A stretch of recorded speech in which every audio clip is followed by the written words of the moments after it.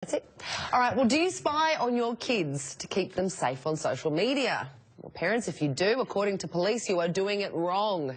While apps like TeenSafe allow mums and dads to tap into their kids' call history, text messages and internet use, police warn it can feel like an invasion of privacy for kids and even break the bond of trust. What do you think, Christine? Is it okay to spy on your kids in certain instances? I think in certain instances, yes, you need to be across everything. But it's a privilege for my kids to even have a phone, let alone be on the internet in the first place. Honestly, I'm paying for the bills, right? So what they do and where they are, it's totally my business.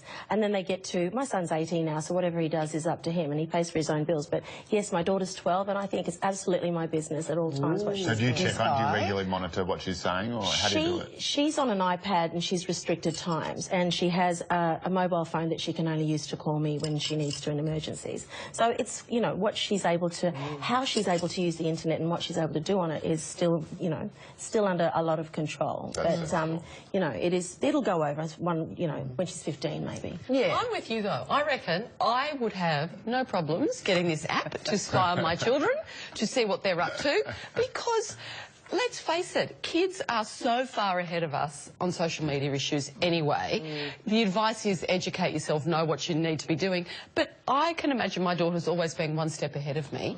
I know all the mischief I got up to. I want to make sure that they don't get up to the same amount of mischief. Can you imagine Jess's daughter? No. Let's do something wicked on the iPad and frighten the hell out of Mum. Do you think they'd be as devious as that? Oh, yes. I mean, and you deserve it. Look, I mean...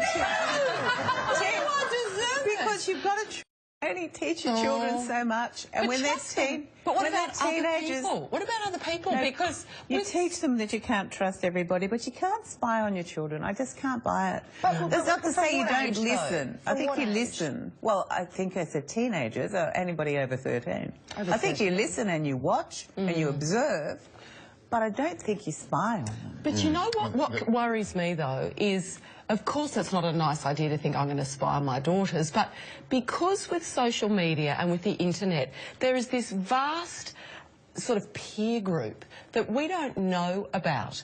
At least before there was all this sort of stuff, the peer group you would know. As a parent you would meet these kids. There's a whole peer group out there that you don't meet. You don't know what sort of predators they are. They might not even... bullies. All of those sorts of things. So to me, you don't know everybody your kids meet. Look, I mean, if I think about my own teen years, I mean, I was a pretty well-behaved girl, but I certainly did things that my parents would never know about. I mean, they didn't know everybody I saw. There's a really the level of exposure is so great now. But I think what this officer is saying, of course, you know, of course parents are going to spy on their kids. I don't think there's a force on God's earth that would stop them.